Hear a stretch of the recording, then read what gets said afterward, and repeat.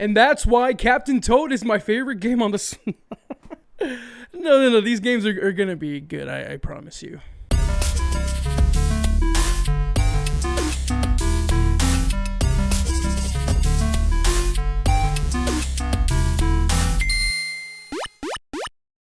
The Nintendo Switch. We are now 7 years into its life cycle, and I'm pretty sure we're going to be hitting the end of it soon. I mean, they still have a lot to come out with. When it comes to a console's life cycle, its days are pretty numbered. So since the Switch is coming to an end soon, we all feel it in our bones, I decided to talk about, my top 10 essential Switch games. It was really hard to rank these, but I tried my best. Also, 2 of these I own digitally, so I will not have the boxes to show. But what the heck, let's go for it. Actually, hold on, before we get into the video, remember to like and subscribe. Remember to check the links. Links. We've got merch, we've got 10% off of W. Anyway, thank you so much, guys. Let's go ahead and get into the video. Alright, number 10, we've got Pokemon Let's Go Pikachu. Man, this game was really fun when it came out. I got to relive my Pokemon Yellow days. As a kid who grew up in the 90s, Pokemon was the big thing to ever exist at the time. And I started my Pokemon journey with Pokemon Red and Blue. Blue specifically. And I love Pokemon Blue so much that I still play it to this day. But I loved it so much that I played Pokemon Yellow, which is essentially the same game, only with Pikachu, of course. So when Let's Go Pikachu came out, I had to pick it up for the Switch. I just had to. Now, when I found out the gimmick for this game was going to be the Pokeball, like Pokemon Go, where you had to flick the Pokeball to go ahead and patch the Pokemon, I wasn't really into it at the time.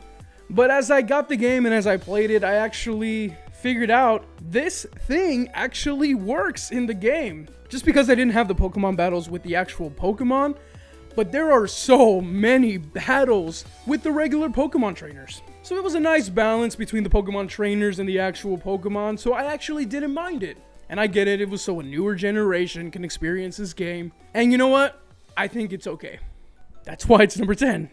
At number 9, we've got Hyrule Warriors, Age of Calamity. This game really took me by surprise. I mean, this is literally Breath of the Wild prequel? Sequel? Prequels? I really love how this blends into the story of Breath of the Wild. To be honest, I found it much more engaging than the actual Breath of the Wild game. I mean, if you take this game with the cutscenes alone, it is literally a 2-hour Zelda movie. And it's such a good story. During the cutscenes, I was on the edge of my seat. I was like, what's gonna happen next? Well, oh my god, they're calling back to this, they're calling back to that. I just thought it was super dope, and it was something I'd never played a Hyrule Warriors game before. I think I played a little bit of the Fire Emblem Warriors game. My friend had it on his Switch before I got one, so I was just like almost in the market for the Switch before I actually picked mine up. And I remember really liking it, so I was like, oh, when this comes out, I gotta get it, and it did not disappoint. If you have not played this game and you like Zelda, you gotta play it. The gameplay is incredible. You're smishing and smashing all over the place. It's just great. I don't know. I liked it. I really liked it. It's just a really nice add-on to Breath of the Wild. And speaking of Breath of the Wild, that's gonna be number 8. What can I say about this game that has not already been said before? I mean, this is probably one of the greatest games ever made. One of the greatest open world games ever made. I mean, this game laid the foundation for a whole bunch of other games that try to copy it, and like games that people love. So I mean, I would be idiotic not to have it in the top 10. But the reason why it's so low on the list is because there was another Zelda game that came out, and we're gonna get to that one. But let's just give Breath of the Wild its love that it deserves, man. I mean, come on, I'm wearing a Breath of the Wild shirt for crying out loud. I like Zelda, I swear. But anyway, man, this game, it took me a while to actually get to like it, but once I was up and running, once I figured out what to do, I couldn't stop playing it. And I have so many great memories with that game. Just so many good memories figuring stuff out, exploring. Truly a wonderful world to behold. At number 7, we've got Celeste. So I mentioned this game in the last video, but what I forgot to freaking show is that it came with goodies. It came with a little guide, it came with a poster, and it was just so cool, man. But this is by far my favorite independent game of all time. Great platformer, great world, great soundtrack. For real, you guys, the soundtrack to this game is incredible. By the way, I didn't even let you guys look at the box all that much. Just look at this. Just look at this beauty. It's so beautiful. You see it? You see the game? Now go play it. But yes, Celeste.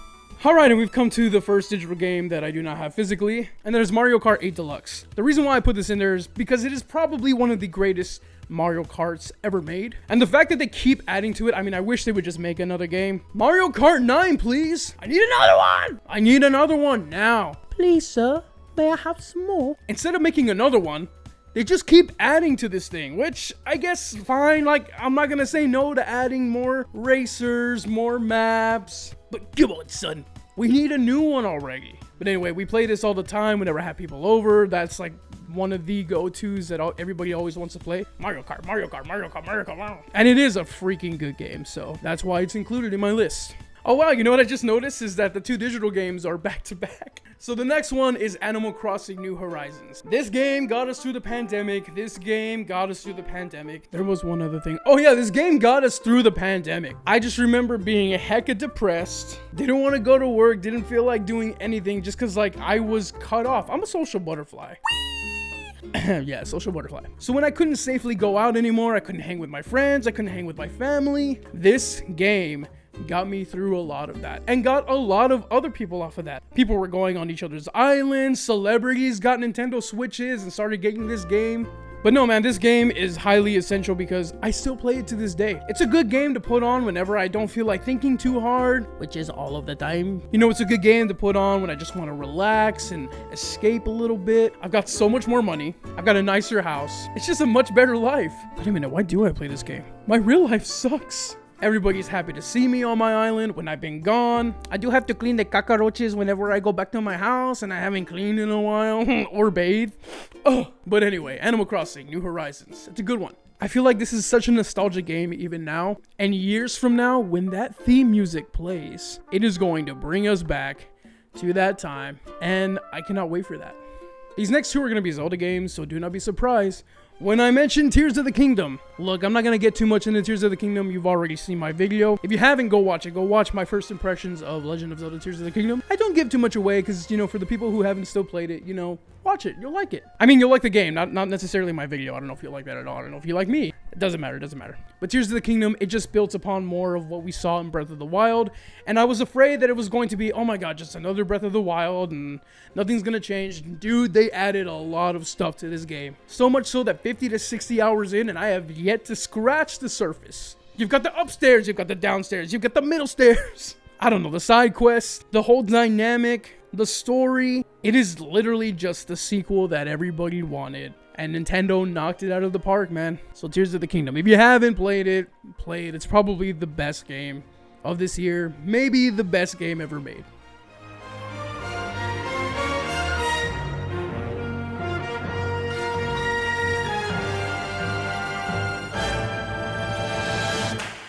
Alright, and we're going to get to my favorite Zelda game of all time, and that is Legend of Zelda Link's Awakening. I have spoken about this game so many times on this channel, on our podcast, to other people. This is my Zelda.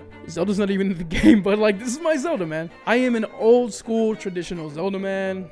Well, I used to be, before Tears of the Kingdom screwed everything up. But anyway, I have a really good connection to this game also, because this game came out the year I was born. No, not this one, the one that originally came out for the Game Boy. And I actually like both of those games. But just the top-down Zelda, I just really like that style. I was just super engaged with this story when I started playing it, both the original and the remake. And I don't know, man, it kept my attention. It's just a much more intimate Zelda experience. And I don't know, you can't tell me differently. I love this game. I love it so much. Alright, enough of that. Number 2, Super Smash Bros. Ultimate. Everybody's here. See, it says on the box, everybody's here. Everyone's here. Everyone! But this game also means a lot to me because every week I have Smash Bros. Nights. It's just where I have a bunch of friends come over and we play Smash Bros, man, and we never get tired of it. And this game is just an incredible experience with the single player mode. Even though I think the solo campaign on Smash Bros. Brawl is much better. I had so much fun putting in so many hours with the solo campaign on Smash Bros. Ultimate. Just unlocking each character, and then when I couldn't unlock one, I could go back and fight it again, and then I unlocked it. Ah, achievement. I don't know, man. It's just so fun. There's so much to offer in this game. How can you say no? How could I say no? Smash Bros. Ultimate. What a game. And now we have come to the last game, which is probably my favorite Switch game of all time. But you guys all know me, I am a Mario guy. Super Mario Bros. Is my favorite game of all time, and I've got to just give up the greatest Switch game ever. The most essential Switch game ever, Super Mario Odyssey. This is the game that made me fall in love with Nintendo again. This was the first game I got for my Switch. It is the game that I have played the most over and over and over again. The world that you experience in this game is just a dream come true for a Mario fan. Plus, they gave us a new iconic character in Cappy. You can throw Cappy on mostly any animal, any object, any thing with a heartbeat most likely, and just be that thing. Become that thing. When I got to throw Cappy on a freaking T-Rex, yo, I was like, this game is incredible. And it never gets old. But just the 3D platforming, the celebration of Mario and everything Mario is just, it was just a wondrous sight to behold. And then even more content after the credits roll. More moons. I'm still finding moons to this day, and I'm probably on like my 6th time playing it. I don't know, man. They knocked it out of the park with this one, and I just really love this game so much. Best game on Switch, in my opinion. Woohoo! Let's go! But anyway, guys, those are my top 10 most essential Switch games. I really hope you enjoyed this video. I really loved talking about these games. I never get tired of talking about these games. I never get tired of talking about the Switch. I can't wait to see what Nintendo does next. But until then, we've got so many games to play and more on the way. Hey, that rhymed. But I would love to hear your thoughts. Which one of these games do you like the most? What are your essential Switch games? The games you can't stop playing. The games that you just love. The games that just created a memory. That it's deep within your soul. And it's never letting go. I don't know why I'm talking with an accent. It just seemed to fit the bill. But I would love to hear your thoughts. Let us know in the comments. Remember to like and subscribe. And we will see you on the next one. Woohoo!